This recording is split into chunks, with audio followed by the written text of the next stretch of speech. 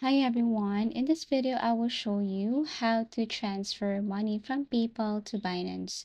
So first things first, PayPal doesn't allow direct transfers to Binance because PayPal and Binance operate as separate financial ecosystems. But don't worry, you still have a few easy workarounds. So number one, use a link, a debit or credit card. So first you need to withdraw from PayPal and transfer your PayPal balance to your link, debit or credit card. Once you have linked your PayPal to the debit card, and then you can now open your Binance and deposit into Binance. So log in, go to wallet, go to deposit, fiat and spot, select your currency.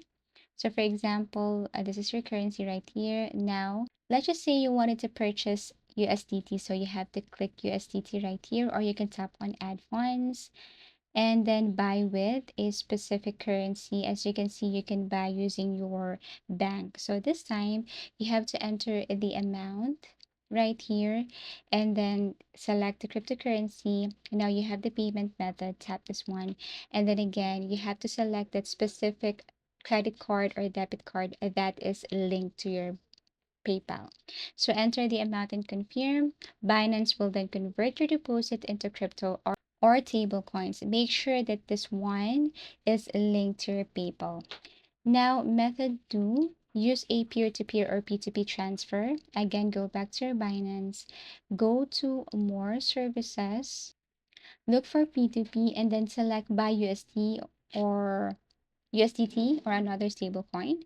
And then here, what you're going to do is you have to filter the seller that accepts PayPal as payment method. So you just have to look for PayPal right here now.